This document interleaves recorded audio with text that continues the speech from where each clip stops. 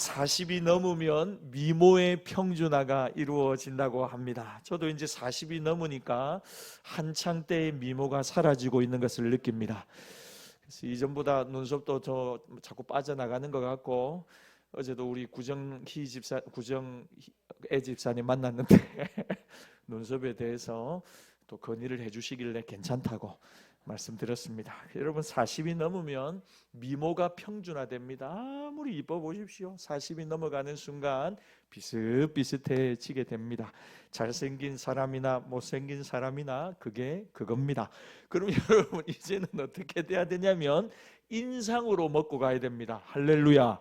저는 여러분, 예수 믿는 사람이 인상이 좋아야 된다고 생각합니다. 인상이. 근데 여러분, 인상을 어떻게 태어나면서부터 받은 건 어떻게 할 수가 없습니다. 근데 그 사람이 풍기는 분위기 있지 않습니까? 여러분, 이건 우리가 얼마든지 만들어 갈 수 있습니다. 여러분, 괜히 분위기 잡지 마시고 가는 데마다 웃으십시오.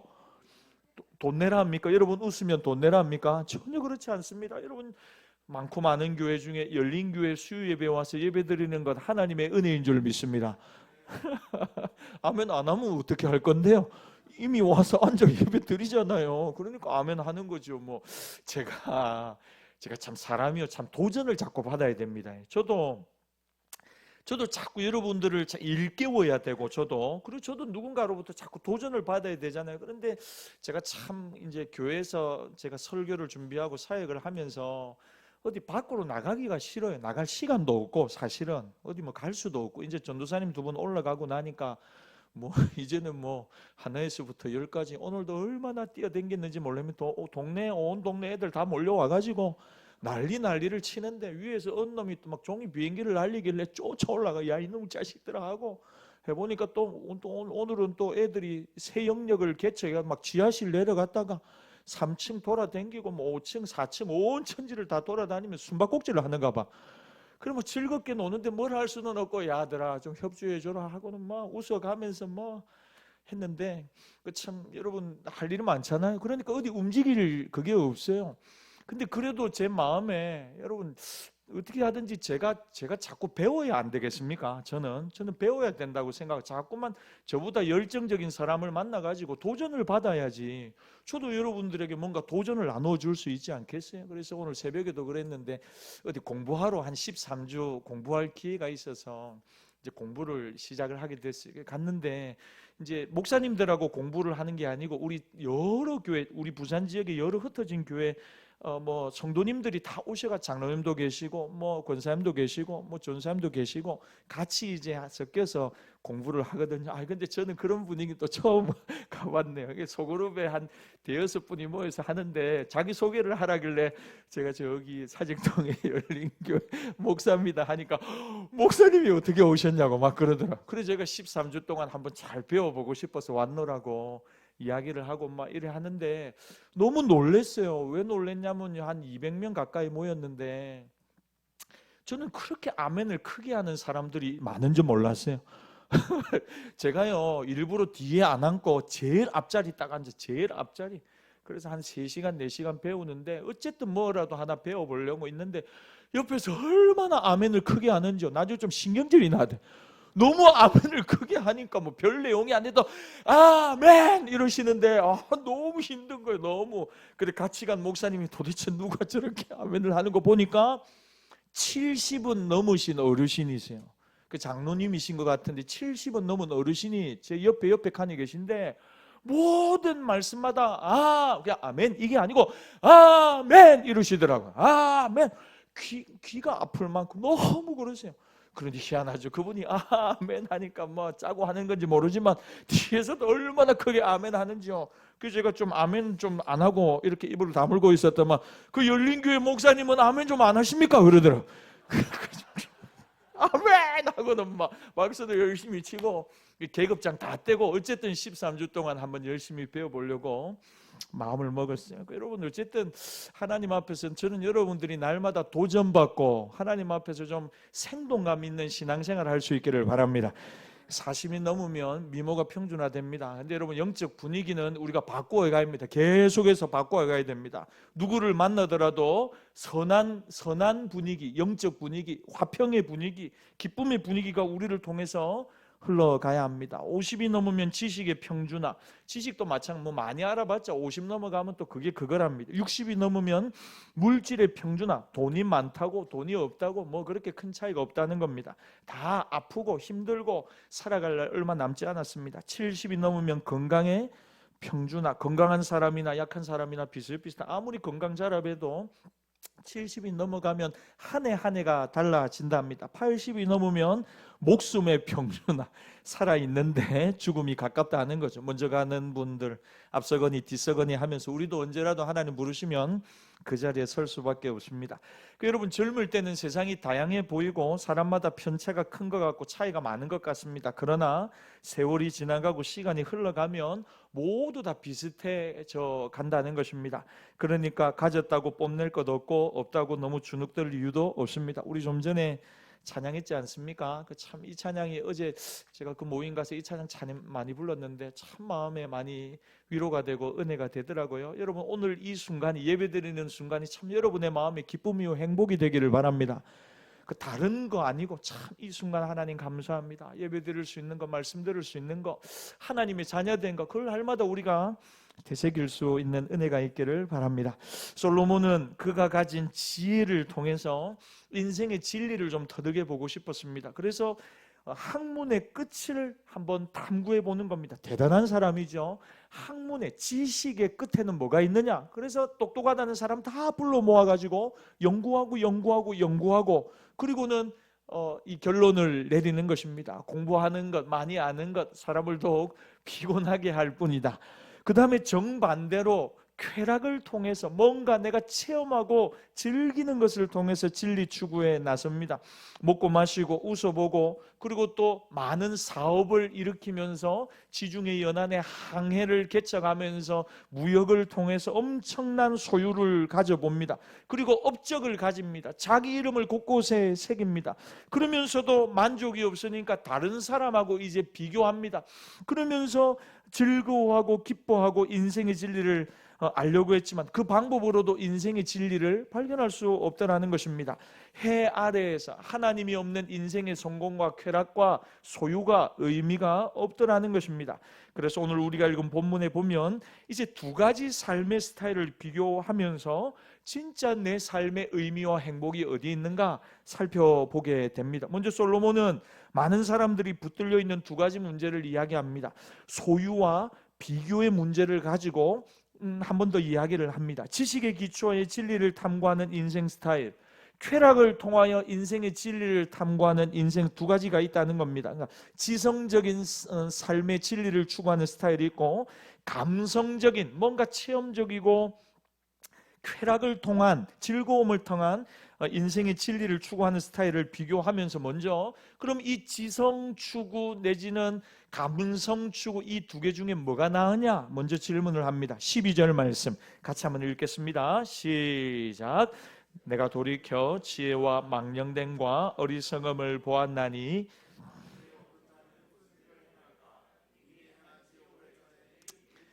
여러분, 지성으로도 쾌락으로도 솔로몬은 다 해봤다는 겁니다. 나처럼 경험이 풍부한 사람 없다는 겁니다. 내 뒤에 왕으로 오는 자가 할 일이 없을 만큼, 왜? 내가 다 해봤거든요. 인생의 진리를 탐구하며 수많은 지식을 추구해봤고 수많은 쾌락과 경험을 추구해봤다는 것입니다. 안 해본 일이 없다는 거죠. 그만큼 자신 있게 두 가지 삶의 스타일을 다 경험해봤다고 솔로몬이 이야기를 합니다. 그런 내가 이 두 가지 삶의 스타일을 비교하며 한번 평가해 보는데, 지성 중심의 삶의 스타일 그리고 쾌락을 추구하는 삶의 스타일, 두 가지 중에 어느 것이 나으냐? 13절 말씀 읽겠습니다. 시작. 내가 보니 지혜가 우매보다 뛰어남이, 지혜가 낫다는 것입니다. 한마디로 말하면 쾌락 추구하는 삶보다 지혜를 추구하고 지식을, 지성을 추구하는 삶이 낫더라. 왜냐? 지혜는 바른 길로 인도하고 우매는 마음을 흐리게 하고 판단력을 잃어버리게 한다는 거죠. 그래서 많은 사람의 의견이 뭐냐면 지성 중심의 삶을 살아가는 게 훨씬 더 옳다는데 동의를 합니다. 그러니까 여러분, 되게 공부를 많이 한 분들의 마음에는 어떤 지성적인 교만한 마음이 있습니다. 못 배운 분들에 대해서 좀 무시하는 성향이 있을 수 있습니다. 그러나 솔로몬이 지혜가 더 낫더라, 지성을 추구하는 삶이 좀 더 지혜로운 것 나은 것 같더라 라고 이야기를 하면서 그 지혜가 주는 삶의 유익은 무엇인가? 아니, 많이 배우고 똑똑하다고 해서 인생 살아가는데 어려운 일을 안 만나나? 만나거든요. 죽을 사람이 많이 배웠다고 공부했다고 해서 죽지 않느냐? 죽거든요. 그런 거 아니라는 겁니다. 그러니까 시간이 지나고 나니까 제가 앞서 말씀드렸듯이 이 지성의 평준화가 일어나더라는 거죠. 젊었을 때는 많이 배운 것이 괜찮은 삶인 것처럼 보이더라는 거예요. 쾌락을 추구하는 것보다. 근데 시간이 지나서 보니까 그 지성을 추구하는 삶에도 어려움이 있고 환란이 있고 죽음을 피해갈 수는 없다는 것입니다. 그래서 16절을 이렇게 고백합니다. 16절 시작. 지혜자도 우매자와 함께 영원하도록 기어감을 얻지 못하나니 오호라, 죽음과 일반이로다. 나 지혜롭다, 나 똑똑하다, 나 배움에 굉장히 깊고 넓다. 그것도 다 자기 생각이더란 말이죠. 그렇지 않은 사람들의 스타일도 인생 전체를 두고 보니까 못 배운 사람도 시골에서 살아온 사람도 시간 지나고 나니까 다 비슷비슷하더라는 겁니다. 죽음 앞에서는 피해가는 인생이 없더라는 거죠. 결국 지식을 추구하는 자들, 주로 지혜를 가진 사람인 것처럼 보이지만 인생을 살고 뒤돌아보니까 차이가 없더라. 많이 배운 대학 교수나 아니면 덜 배운 사람이나 시골 촌부나 마지막 순간이 되고 나니까 모두 다 죽음 앞에 동등하더라는 겁니다. 이게 솔로몬의 평가입니다. 솔로몬은 이러한 상대적인 비교의 잘못을 인정합니다. 그는 이제 두 번째 문제로 소유에 대해서 비판을 합니다. 솔로몬은 여러분 많이 가지고 싶었어요. 많은 것을 소유한 부자가 되고 싶었고, 그래서 사실은 고대 근동에서 가장 강력한 국가를 일으켰고 이스라엘 가장 많은 부유함을 가졌습니다. 그리고 난 뒤에 그가 깨달은 게 뭐냐? 아까는 지식을 이야기했고 이제는 소유인데 진정한 내 것이란 무엇인가? 여러분 여러분도 한번 생각해 보세요. 여러분 뭔가를 가졌잖아요. 근데 이게 진짜 내게 맞나? 이게 정말 내 것으로 남아 있는 것인가? 다 내 것이라고 생각했는데 내 소유라고 그게 아니더라는 것입니다. 집을 2채 사고 3채 사고 4채를 샀어요. 여러 채를 샀어요. 그런다고 여러분들이 다 그 집에 삽니까? 아니거든요. 여러분들이 돈이 뭐 10억이 있든 20억이 있든 그걸 여러분들이 다 쓸 수 있다고 생각합니까? 아니거든요. 여러분들이 가지고 있는 걸 다 쓸 수 있는 것이 아닙니다. 솔로몬이 어느 날 이것이 깨달아지는 것입니다. 벌기 위하여 얼마나 많이 먹지 못하고 쉬지 못하고 잠 이루지 못하고 다른 사람 좀 아프게 하고 힘들게 해가면서 돈을 모으고 끌고 모았는데, 그렇게 가졌는데 마지막 순간에 뭘 깨달았냐면 이게 내게 아니구나, 내게 아니구나 하는 걸 깨달았어요. 21절 같이 읽겠습니다. 시작. 어떤 사람은 그 지혜와 지식과 재주를 다하여 수고하였어도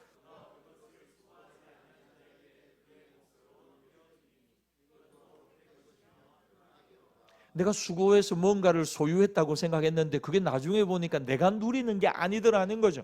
다른 사람에게 그것이 흘러가더라는 겁니다. 여러분, 버는 사람하고 쓰는 사람하고 같으면 좋은데 다를 수 있다니까요. 얼마든지 이건 완전히 별개입니다. 이걸 인정해야만 인생의 진리를 알게 된다는 거죠. 내가 돈을 많이 벌고 평안을 누리지 못하고 잠 못 드는 밤이 많았어요. 그래서 이 모든 것을 내가 얻었고 이게 내 것이라고 생각했는데 웬걸요? 나중에 보니까 쓰는 건 다른 사람들이 다 쓰더라는 것입니다.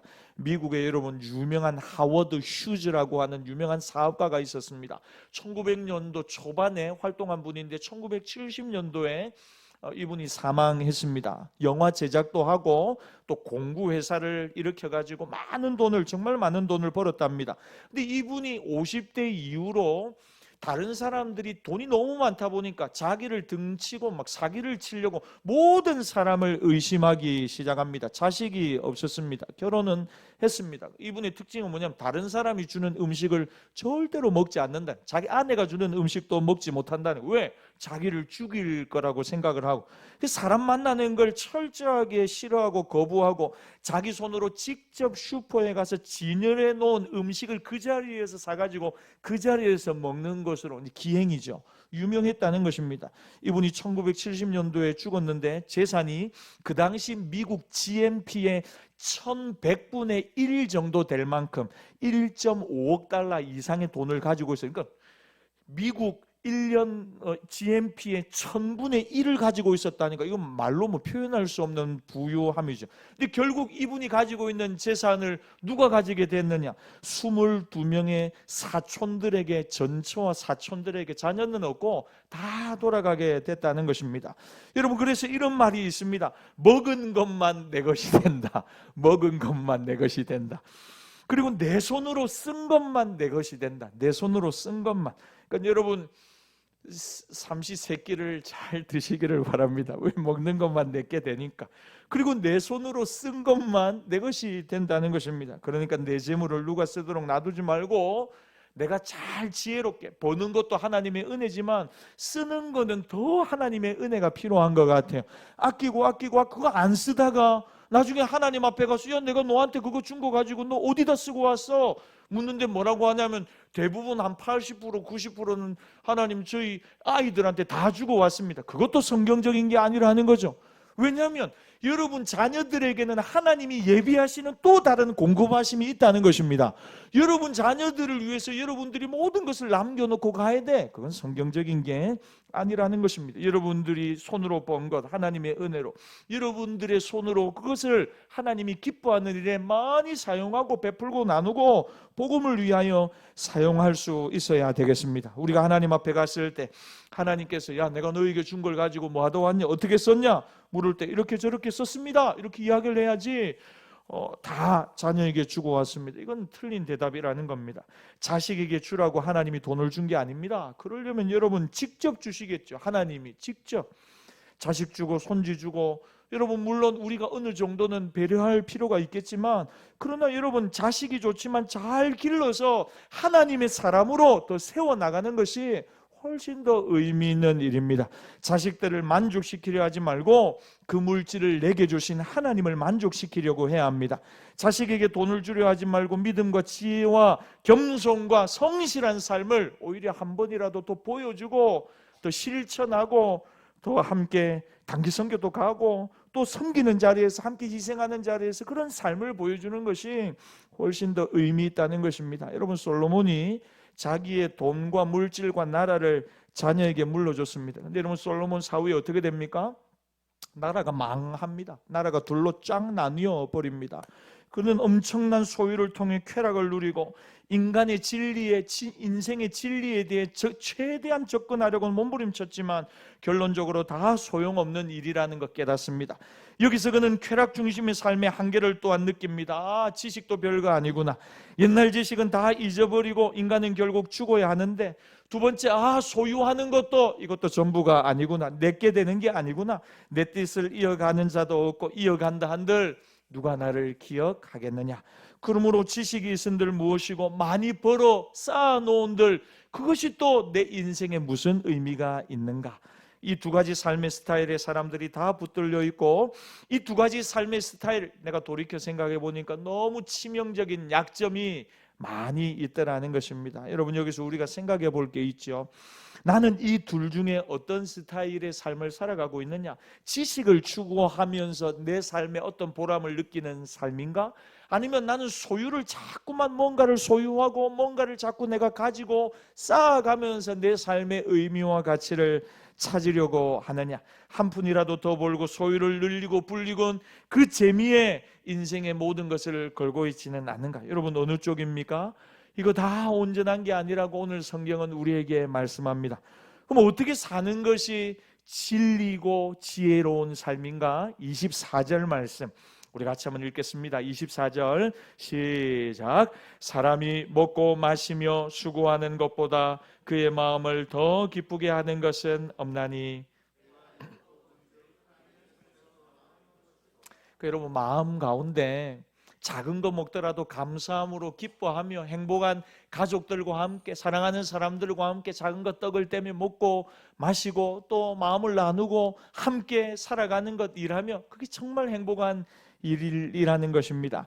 다시 말해서 마음 편안하게 잘난 체 그만하고 지식 좀 있다고 소유 좀 있다고 욕심 좀 그만 부리고 그렇게 해도 하나님 앞에 서는 그 순간 아무것도 가지고 가지 못하니까 남는 게 없으니까 욕심 부리며 안달하며 쫓기며 살지 말고 감사하며 베풀며 웃으며 믿음의 여유를 가지며 그렇게 살아가라는 것입니다. 사랑하는 여러분, 저와 여러분의 마음속에 날마다 이 믿음의 여유가 넘쳐나기를 바랍니다.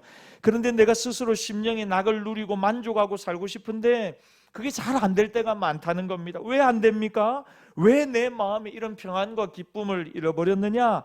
여러분, 왜냐하면 우리의 마음속에 너무 소유에 집착하려고 하는 마음이 있다는 것입니다. 여러분, 사람을 한 세 가지 스타일로 나누면요, 첫 번째가 뭐냐면 생계유지형이 있습니다. 생계유지. 그게 뭐냐면 먹고 사는 게 너무 그 삶의 인생에 중요한 겁니다. 여러분, 중요하죠. 먹고 살아야 됩니다. 그런데 여러분, 성경이 우리에게 마태복음 6장에 뭐라고 합니까? 먹는 거, 입는 거, 마시는 거, 예수 믿는 사람, 하나님의 자녀들, 그것 때문에 너무 마음을 많이 빼앗기지 말라는 것입니다. 들의 백합화를 봐라, 공중에 나는 새를 봐라. 하나님, 너희 천부께서, 하늘 아버지께서 너희를 기르시나니. 할렐루야. 하나님이 저와 여러분의 인생을 책임지시는 줄 믿습니다. 하나님이 우리의 삶을 붙들고 계시다는 겁니다. 그러니까 너무 먹고 마시고 살고 또 인생을 살아가는 것 너무 염려하거나 걱정하지 말라는 겁니다. 쩔쩔매며 소유에 집착하며 살아가는 생계 유지형으로는 되지 말라는 겁니다. 두 번째는 외부 지향형이 있습니다. 여러분, 이거는 일단의 부자들을 이야기합니다. 돈 버는 재미, 그리고 다른 사람들에게 자기가 가지고 있는 걸 뭔가를 뻐기고 자랑하고 또 영향력을 행사하고 마치 자기가 대단한 사람인 것 같은 착각에 빠지며 살아가는 사람, 돈 가지고 의지되는 사람들, 여러분, 이런 삶도 살지 말라는 것입니다. 마지막 세 번째, 하나님이 우리에게 원하는 삶이 있어요. 그게 뭐냐면 내부 지향적이고 가치 지향적인 삶. 우리의 마음의 기쁨과 평안과 행복을 누려야 되고, 오늘 조금 전에 찬양했듯이 눈물 날 일 많지만 기도할 수 있는 것, 억울한 일 많지만 주를 위해 참는 것, 비록 짧은 작은 삶 주 뜻대로 사는 것. 할렐루야. 여러분, 이 그냥 찬양을 하면서도 마음에 말할 수 없는 기쁨과 평안과 행복이 있지 않습니까? 여러분, 그런 마음의 기쁨을 누리며 살아가야 한다는 것입니다. 그리고 내 삶에 가장 소중한 가치 있는 것, 그 물질이 아니고 오직 예수 그리스도, 그분을 알아가는 것, 그분을 만나는 것, 그분과 함께 동행하는 것, 그것이 우리 인생의 가장 가치 있는 일이라는 것. 죽어가는 영혼에게 복음을 전하여 그를 살려내는 것, 예수님의 사람으로 만드는 것, 하나님의 나라를 이 땅에서 확장해 가며 살아가는 것, 그것이 저와 여러분의 사명이요 가치 있는 삶인 줄 믿습니다. 그러니까 여러분, 자기에게 주어진 부와 능력을 이 일을 위하여 다 내어놓을 수 있는 삶, 여러분, 어떻게 하면 이렇게 살 수 있는가? 일체의 비결인데요, 그게 뭐냐면 마음에 만족감이 있어야 합니다. 여러분, 저를 한번 따라 하십시오. 마음에 만족감이 있어야 합니다. 여러분, 이게 뭐냐면요, 이만하면 됐다. 저를 한 번만 더 따라 하십시오. 이만하면 됐습니다. 말하기 싫죠? 아직 안 되죠. 아직 안 돼. 목사님, 이거 가지고 아직 안 됩니다. 조금 더. 그게 아니고 하나님이 이만하면 됐습니다. 이만하면 충분합니다. 우리 오늘 공부하는 학생들 왔는데, 공부하는 학생들 제외, 공부하는 학생들은 이만하면 됐습니다. 안 돼. 더 열심히 해야 돼. 더 열심히. 그런데 하나님이 우리에게 주신 소유에 대해서는 게으르고 나태한데 이만하면 됐습니다. 그건 아니잖아요. 하지만 하나님이 지금까지 여러분들에게 주신 모든 것에 대해서 하나님이 이만하면 됐습니다. 하나님 여러분들에게 주신 모든 소유에 대해서 여러분 만족하시고 자족하시고 감사할 수 있는 은혜가 있기를 바랍니다. 너무 힘듭니다. 지금 너무 어렵습니다. 정말 없습니다. 그러함에도 감사하는 것입니다. 그게 여러분 빌립보서 3장 이야기하는 일체의 비결 아닙니까? 궁핍에도 비결 배웠대요. 사도 바울이 풍부에도 비결 배웠대요. 풍부에도 마음이 흔들리지 않고 교만하지 않아요. 없어도 마음이 흔들리거나 위축되거나 원망하거나 불평하거나 마음이 그렇게 쪼그라들지 않아요. 왜냐하면 내게 능력 주시는 하나님이 계시거든요. 여러분, 그 하나님이 오늘 우리와 함께 하시는 줄 믿습니다. 일체의 비결을 배웠습니다. 그래서 오늘도 우리가 믿음으로 고백하는 거, 하나님 이만하면 충분합니다. 하나님 괜찮습니다. 하나님 더 주시지 않아도 괜찮습니다. 하나님 이미 너무나 많은 은혜를 베풀어 주셨습니다. 하나님 정말 감사합니다. 여러분, 이런 마음이 있어야 충분하다는 겁니다. 여러분, 오늘 마음속으로 한번 되뇌어 보십시오. 하나님 충분합니다. 하나님 충분합니다. 감사합니다. 하나님 충분합니다. 우리 마음속에 이 충분하다는 마음이 있어야 됩니다. 이게 만족의 마음입니다. 그런데 여러분, 이 자본주의 사회의 약점, 공격이 뭐냐면요, 결코 충분하다고 말하지를 않습니다. 오히려 계속 있어야 된다고 우리를 자극합니다. 부족함을 강조해야 더 좋은 것을 가져라, 그래야 이 사회가 돌아가는 것이냐 이야기를 하고 있거든요. 그래서 우리는 끝없는 유혹 속에 스스로 만족의 한계를 정해야 합니다. 늘 하나님 앞에 나와 하나님 만족합니다. 하나님 한 분만으로 만족하고 감사할 수 있습니다. 그래야 그 이상을 향한 목마름을 내려놓고 시간과 여유를 가지고 인생의 의미와 진리를 향해 한 걸음 한 걸음 나갈 수 있다는 것입니다. 여러분, 지금까지 정말 바쁘게 사셨잖아요. 근데 저는 여러분들이 어느 순간 어느 기점이 딱 되면 하나님 나라를 위하여 한번 여러분들의 삶을 쏟아부을 수 있는 은혜가 있기를 바랍니다. 그런 시간 없이 여러분 나중에 퇴직하시고 시간 다 보내시고 손과 다리 힘 다 떨어지고 난 다음에 아무것도 주를 위해 들을 것이 없는 그런 노년을 보내시렵니까? 아니요. 가능하면 여러분들의 노년 하나님을 위해, 하나님 영광 위하여, 손과 다리에 힘이 떨어지기 전에 복음을 위하여, 죽어가는 영혼을 위하여 우리가 할 수 있는 그 일들을 더 많이 감당할 수 있는, 저는 우리 모든 권사님, 장로님들, 우리 집사님들 다 되시기를 바랍니다.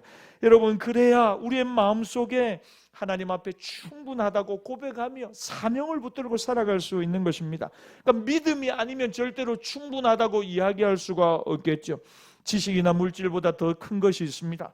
그리고 거기에 만족한 사람만이 물질과 명예 그리고 지식에 대하여 충분하다고 말할 수 있는 것입니다. 그래서 오늘 24절 끝을 한번 보십시오. 뭐라고 이야기하냐면, 저를 한번 따라하겠습니다. 하나님의 손에서 나는 것이로다. 무슨 말이냐면 내 인생에서 모든 필요한 것들 하나님의 손에서 나오는 것이다. 신앙이 아니면 심령의 낙을 누릴 길이 없다는 것입니다. 하나님 안에서 단순하게 살기로 결심할 때 이 평강이, 이 행복이 우리의 마음을 가득 채우는 것입니다. 생각 없이 살라는 말이 아닙니다. 하나님이 주시는 지혜와 지식 가지고 탐구하고, 하나님이 주시는 작은 것이지만 감사하며 그 소유를 기뻐하며 즐거워하며 감사하면서 이것이 하나님의 손으로부터 왔음을 고백하며 그 뜻에 합당하게 살아가라는 것입니다. 여러분, 지혜와 지식도 소유와 즐거움도 하나님이 주신 선물에 불과합니다. 그것을 주시는 분을 날마다 만나야 하고 체험해야 합니다. 그것만 바라보면 안 되겠죠. 소유와 즐거움과 지혜와 지식만을 바라보면 아무것도 아닙니다. 그것을 주신 하나님을 바라봐야 합니다. 물질을 넘고 내 지식을 넘어서서 그것을 우리에게 베풀어 주시는 하나님을 바라봐야 합니다. 거기에 심령에 낙이 있습니다. 하나님을 믿을 때 거룩한 신뢰가 생겨나고, 그 하나님 앞에 우리의 인생을, 수고하고 무거운 짐을 다 맡길 때 하늘의 평강이 그의 마음을 지키고, 그리고 그분 안에 있는 오늘을, 내 모습을 생각할 때 새로운 오늘 하루를 얼마든지 살아갈 수 있습니다. 제가 이전에도 한번 이야기해 드렸는데, 우리나라에 힘있고 돈 많은 우리 여성 회장님이 한 분 계셨대요. 그런데 이분이 늘 머리를 하러 저기 강남에 어떤 샵에 가서 이제 머리를 하는데, 머리를 늘 할 때가 되면 젊은 이 헤어 디자이너가, 늘 미용사가 뭐라고 하냐면, 회장님, 예수님 믿으면 너무 좋습니다. 가까운 교회 한번 나가 보시죠. 이야기를 하더래요. 늘 젊은 헤어 디자이너가 이렇게 이야기하니까 돈 많은 여 회장님이 늘 마음속에 그냥 한 귀로 듣고 한 귀로 흘렸대요. 근데 어느 날은 또 한 번 이야기를 하길래 핀잔을 줄 겸 이렇게 이야기를 했대요. 야, 예수님을 믿으면 뭐가 좋냐? 교회 나가면 뭐가 좋아? 라고 물었대요. 돈 많은 여 회장님이. 그러니까 이 젊은 헤어 디자이너가 1초도 고민하지 않고 이 여 회장님한테 뭐라고 이야기하냐면, 예수님을 믿으면 죽음의 문제가 해결됩니다. 이야기를 하더래요. 여러분, 돈 많은 여 회장님 마음에 어떤 마음이 있냐면, 죽음에 대한, 건강에 대한 늘 두려움과 공포가 있는 겁니다. 왜? 너무 많은 걸 가졌거든요. 이걸 내려놓고 죽는다는 것 생각만 해도 두렵고 떨리고 불안하다는 거죠. 그런데 갑자기 이 젊은 친구가 뭐라고 하냐면, 예수님 믿으면 죽음의 문제가 해결됩니다. 할렐루야. 저는 우리 모두가, 이게 복음 아닙니까? 예수 믿는 우리가 죽음의 문제를 해결한 사람들 아닙니까? 살고 죽는 문제를 초월한 그 복음의 능력이 저와 여러분 안에 있는 줄 믿습니다. 여러분, 우리 죽는 게 두려운 사람들이 아닙니다. 그런데 이 이야기를 딱 하자마자 뭔가 망치로 한 대를 맞은 것 마냥 큰 충격을 받게 되더라고요. 왜냐? 내가 세상의 모든 걸 다 가졌다고, 돈을 가졌다고, 명예를 가졌다고 생각하지만 죽음을 생각하면 이분이 막연하게 답이 없는 겁니다. 답이. 피하고 싶은 거예요. 불안하고 두려운 거죠. 그런데 그 문제를 완전히 해결할 수 있다는 그 말에, 그 말 한 문장에 완전히 마음이 거기에 빠져버리는 것입니다. 예수님을 믿으면 죽는 문제가 완전히 해결됩니다. 죽음의 문제를 초월할 수 있습니다. 그 자신 있는 목소리가 이분의 마음을 계속 움직이고 찔러서 몇 달 있다가 교회 출석하기 시작하고, 자기 직장 안에 예배당을 만들어서 예수 믿는 사람들과 함께 신우회를 조직하고 예배드리게 되었다는 그런 칼럼을 읽은 적이 있습니다. 여러분, 하나님을 알고 나니까 마음속에 즐거움이 있더라는 거죠. 저와 여러분의 마음속에 하나님이 주시는 기쁨과 평강이 넘쳐나기를 바랍니다. 나의 과거와 현재와 미래가 하나님 앞에 선명해지고 오늘을 은혜로 선물로 받아 오늘을 또 하루를 살아갑니다. 이게 얼마나 큰 감사요 기쁨이요 위로인지 모릅니다. 말씀을 정리합시다. 하나님이 우리에게 지혜와 지식을 주십니다. 하나님이 소유와 기쁨도 주십니다. 그런데 기억하십시오. 하나님 없는 지혜와 지식, 하나님 없는 소유와 기쁨, 아무런 의미가 없다는 것입니다. 하나님이 우리에게 많은 것을 주셨는데 주신 많은 것을 가지고 하나님 앞에 바르게 예배하고 바르게 응답하여 더 행복한 삶을 살아가는 우리 모두가 되시기를 주의 이름으로 축복합니다. 주시는 말씀을 가지고 이 시간 함께 기도하며 나갑시다. 우리 조금 이따 이 찬양 한 번 더 부를 건데요, 저는 오늘 설교 준비하면서 오늘 이 찬양 몇 번 불렀는데 사무실에서 이 찬양처럼 우리의 고백이 오늘 이 밤 좀 선명했으면 좋겠습니다. 하나님, 화려하지 않아도 정결하게 사는 것, 가진 것이 없어도 감사하며 사는 것, 내게 주신 작은 힘 나눠주며 사는 것, 하나님 이것이 우리의 삶에 행복되게 하옵소서. 눈물 날 일이 많지만 살아가면서 기도할 수 있다는 것, 억울한 일이 예수님을 믿는 일 때문에 내 삶에 많이 있지만 예수님을 생각하며 십자가 지신 예수님을 생각하며 참는 것, 비록 짧은 작은 삶이지만 누구도 알아주지 않는 삶이지만 주님 뜻대로 살기 위하여 몸부림치는 것, 이것이 나의 삶의 행복이라네. 여러분, 주신 말씀 가지고 하나님 내게 주신 지혜와 지식도 소유와 물질도 날마다 하나님 영광이 하여 사용하는 우리 모두가 되게 하여 주시옵소서. 우리 주신 말씀 가지고 감사하며 하나님 안에 거하게 하옵소서. 하나님이 주시는 작은 기쁨과 감사와 행복을 날마다 누리며 살아가는 우리 모두가 되게 해달라고 우리 주여 한번 부르짖고 함께 기도하며 나갑시다. 주여, 하나님 아버지 감사합니다. 감사합니다. 감사합니다.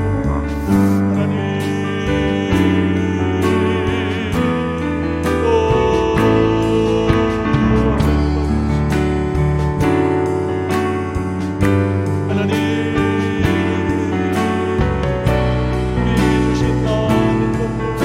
감사하며 베풀며 나누며 하나님 기뻐하며 하나님 영광이 하여 사용하는 믿음의 종들이 되게 하여 주시옵소서. 하나님, 주변에 어렵고 힘든 이들 많이 있습니다.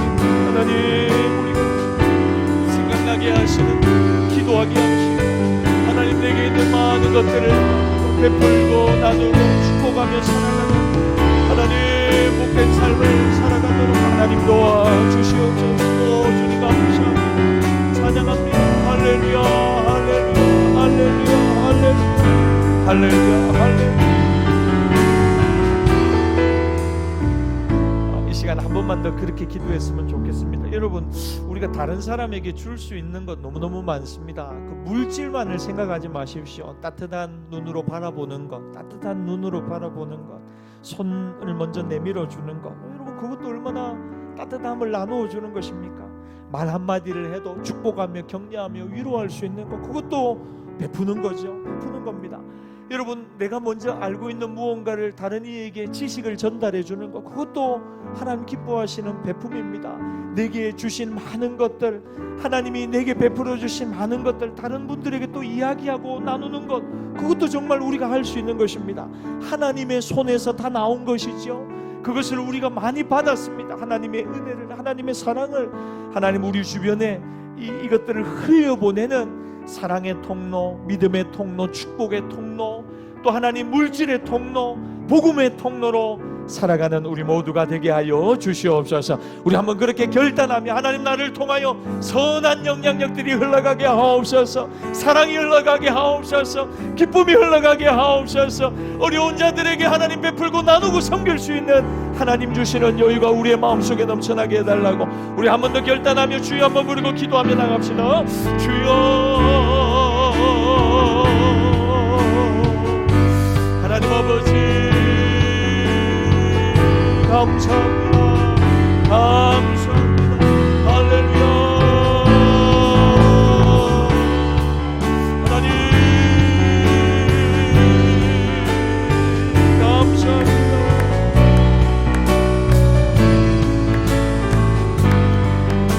하나님이 정말 감사합니다.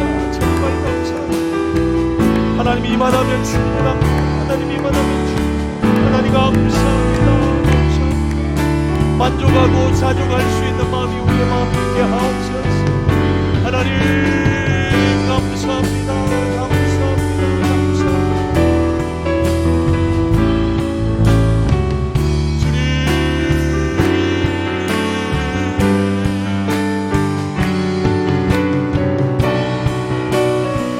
하나님 아버지,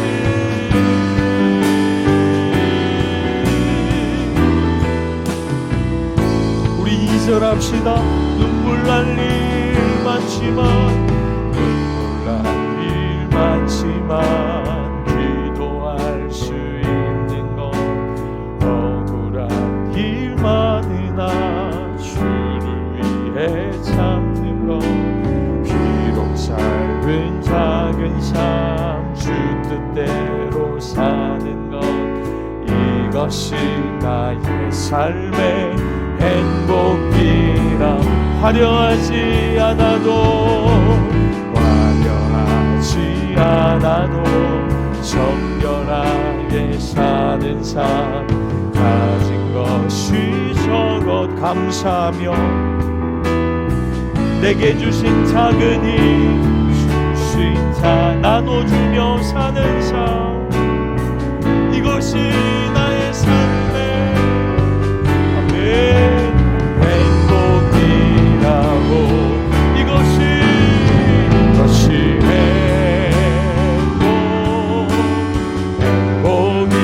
행복이라고.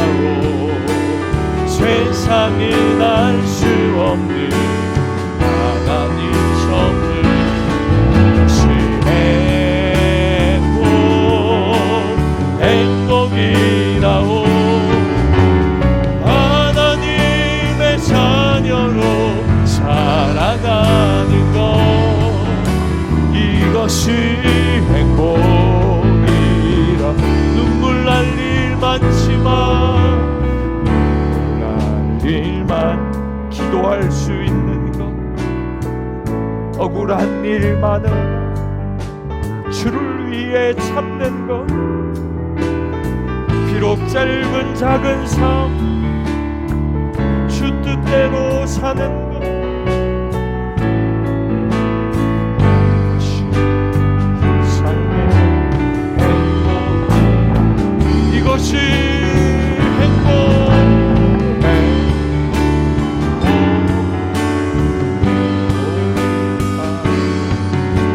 세상에 날씨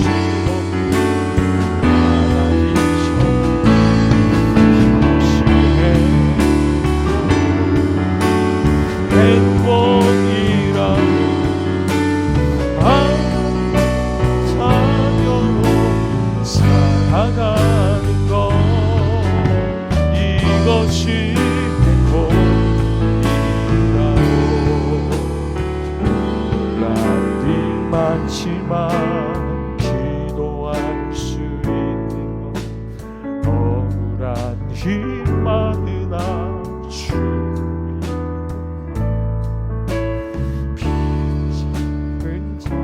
주 뜻대로 사는 것. 아멘, 아멘, 아멘, 아멘. 한 번만 더 합시다. 눈물 날 일 많지만 기도할 수 있는, 억울한 일 많은 주를 위해 참는, 비록 짧은 작은 삶 주 뜻대로 사는, 이것이 삶의 행복이다. 이것이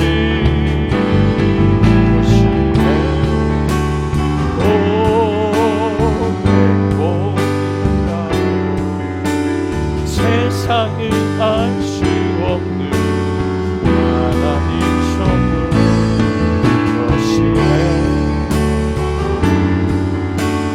행복이라고. 하나님의 자녀로 살아가는 것, 이것이